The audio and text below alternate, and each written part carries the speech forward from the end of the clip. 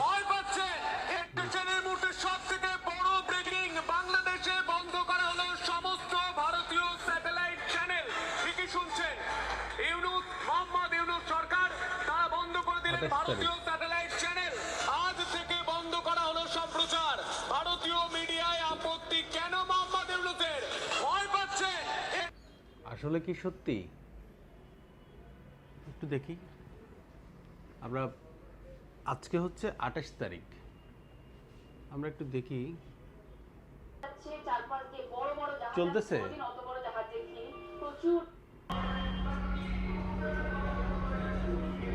এটা কোন দেশি? ইন্ডিয়ান।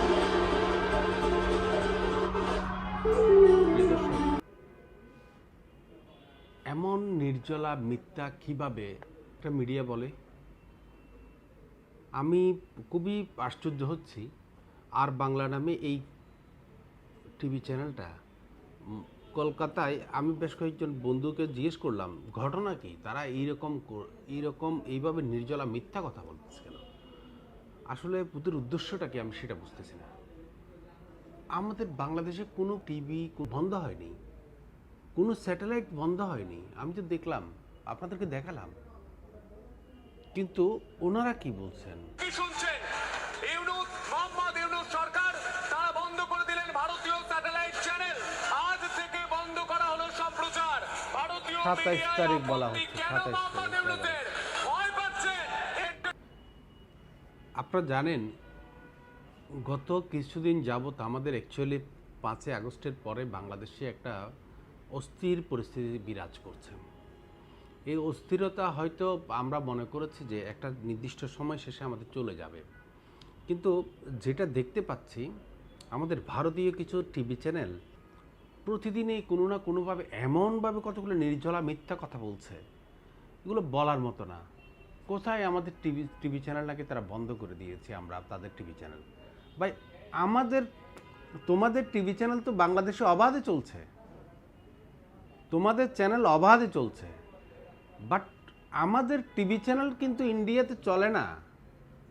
আমাদের টিভি চ্যানেল কিন্তু আপনার ইন্ডিয়াতে চলার জন্য আপনি পারমিশন দিচ্ছেন না। বিশ্বাস করেন, আপনাদের দেশে তো আমাদের টিভি চ্যানেল চলে না, এটা ইউটিউব এবং ফেসবুক কেন্দ্রিক মানুষ দেখে, অথচ আপনাদের টিভি চ্যানেল তো অবলীলায় চলে। এখন বুঝলাম না আপনারা কেন এইভাবে উদ্দেশ্যমূলকভাবে এই নিউজগুলো করছেন, আমি জানি না। আর বাংলা কর্তৃপক্ষ এত মিথ্যা বানোয়াট কতগুলা কথা বলে মূল উদ্দেশ্য কোন জায়গায় সেটা আমি বুঝতে পারি না। এই কথাটা বলার পিছনে আমার আরেকটা কারণ আছে। কারণ হচ্ছে, আর বাংলার প্রতিদিনই প্রায় বাংলাদেশ কন্টেন্টের যে সমস্ত বিষয়গুলো দেখি, আমি দেখি বাংলাদেশ কন্টেন্ট এগুলো তাদের মিলিয়ন দর্শক হয়, কিন্তু তাদের অন্যান্য যে সমস্ত তাদের অনেক শত নিউজ করে, এই নিউজগুলো 1,500 2,000-এর উপরে ভালো করে দর্শক হয় না। ওইটাই বাদ দেন। ঘটনা হচ্ছে, তারা কিছুদিন আগে দেখলাম তারা চট্টগ্রামকে তারা 7 সিস্টার্সের জায়গায় 8 সিস্টার করতে চায়। এটা কি মামাবাড়ির আবদার ভাই? আপনি একটা স্বাধীন সার্বভৌম দেশকে এইভাবে কটাক্ষ করে বলবেন? এখন আমরা যদি বলি, আপনার এই কলকাতা শহর আমার, এই কলকাতা আমাদের, বাংলার তো নাকি? কলকাতা শহরে মানুষ বাংলায় কথা বলে, আমরাও বাংলায় কথা বলি, অতএব আমরা বাঙালিরা এক হয়ে যাই, আমরা বাঙালিরা বাংলাদেশ হয়ে যাই, তখন কেমন হয়? আপনার গায়ে রাখবে না ভাই? এই মুহূর্তে আপনারা যে সমস্ত কাজগুলো করছেন এগুলো খুবই উদ্দেশ্যপ্রণোদিত, এবং আপনি জানেন না, চট্টগ্রামকে নিয়ে আমার মনে হয় কেন জানে আপনাদের একটা সুদূর প্রসারী কোনো ধরনের অভিসন্ধি কাজ করছে।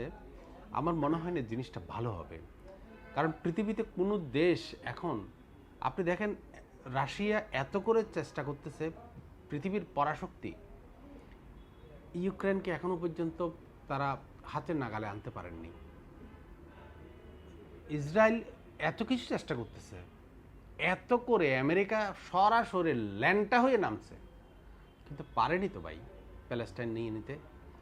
বছরের পর বছর শত শত বছর ধরে তাদের উপর যেভাবে নির্যাতন নিপীড়ন অত্যাচার নিষ্পেষণ চলছে ইয়েদের উপর, প্যালেস্টাইনিদের উপর, কই পারছে? এখন পারেনি।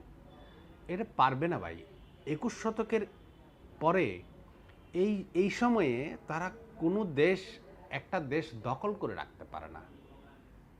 এই জিনিসটা আপনারা বুঝেন কিনা জানি না, আমার মনে হয় আপনাদের একটু বোঝা উচিত। এখন আকাশ দখল সংস্কৃতি চলছে, দেশ দখল সংস্কৃতি চলে না এখন ভাই। আপনারা এই যে চট্টগ্রামকে নিয়ে নেবেন বলবেন, এই কথাগুলো কেমন লাগে না? এখন ধরেন আমার এইটা বিষয়টা আসছে অ্যাকচুয়ালি আমাদের দেশে এই কিছুদিন থেকে 5ই আগস্টের পরে বাংলাদেশের সরকার পরিবর্তনের পর আমাদের চট্টগ্রামে কিন্তু মানে হিন্দু ভাইদের, আমি একটু বলতে ইচ্ছে হয়, হিন্দু ভাইরা কিন্তু ব্যাপক মিছিল মিটিং করেছেন। আপনাদের প্রত্যেকটা মিছিল মিটিংয়ে কিন্তু আপনাদের কড়া জবাব, আপনাদের তেজি মনোভাব সব কিছু আপনারা দেখিয়েছেন। এমন না যে আপনারা মানে খুব বেশি আহত বা নিহত হয়েছেন এরকম। আমার একটা জিনিস কি, আমাদের চট্টগ্রামে কিন্তু সারা বাংলাদেশে যে পরিমাণে লুটপাট বা যে পরিমাণে আহত নিহত হয়েছে 5ই আগস্টের পরে, চট্টগ্রামে কিন্তু ওই রকম কিছু হয়নি। মানে আমি বলছি না যে একদম হয়নি, কিন্তু হচ্ছে। হলেও এইভাবে যেভাবে প্রেডিকশন করা হয়েছিল, বাংলাদেশ আওয়ামী লীগের সেক্রেটারি যেভাবে বলেছিল, আওয়ামী লীগের নেতাকর্মীরা তৎকালীন সময়ে যে প্রেডিকশন করত যে আমাদের কচু কাটা হবে, লাশ পড়বে, এই করবে সে করবে, অনেক কিছু হবে, কিন্তু ওরকম তো হয়নি রে ভাই। আমাদের চট্টগ্রামে অত মানুষ তো মারা যায়নি, বা অত মানুষ মারা যাওয়ার সেই পরিবেশে হয়নি। দিন শেষে আমাদের চট্টগ্রামের মানুষের মধ্যে একটা বন্ডিং তো আছে রে ভাই। এখন আপনারা যেই ভারতীয় মিডিয়ায় যেই পরিমাণে আপনারা প্রপাগান্ডা ছড়াচ্ছেন, আমি এটা দেখে রীতিমতো আফসোস, এত মিথ্যা কেমনে বলেন? আপনার চট্টগ্রামকে দরকার হবে ভাই, চট্টগ্রামকে নিয়ে নেবেন, এটা এটা কীভাবে নেবেন একটু বলেন তো। আর যা হোক সেটা সময়ই বলবে, আপনারা নেবেন ঠিক আছে, আপনারা সময়ই বলবে আমাদের, আপনারা কীভাবে নেন সেটা দেখবে, এই দেশের মানুষও বসে থাকবে। তো যাই হোক, এখন কথা হচ্ছে আপনারা যেই উদ্দেশ্যপ্রণোদিত যে প্রচারণা চালিয়ে যাচ্ছেন, এই প্রচারণার শেষ পথ হচ্ছে আমাদের এখানে একটা সাম্প্রদায়িক দাঙ্গা লাগানো। আপনারা যেটা দাঙ্গা লাগানোর চেষ্টা করছেন, এরই মধ্যে এর সাথে আমাদের চট্টগ্রাম বলেন বা বাংলাদেশের বলেন, গত সরকারের কিছু মানুষের মনের কষ্ট, যারা পালিয়ে গেছেন, দেশের বাইরে আছেন, তাদেরও কিছু কিছু উস্কানি আমরা লক্ষ্য করছি। ভাই আপনারা দেশের বাইরে পালিয়ে গেছেন, কিন্তু আমার দেশের ভিতরে আপনাদের নেতাকর্মী যারা দেশে আছে, তারা কিন্তু কি পরিমাণ কষ্টে আছে জানেন না। আপনারা অতিরিক্ত প্রচারণা করবেন, এখানে কিন্তু আপনাদের নেতাকর্মীরা মার খাবে।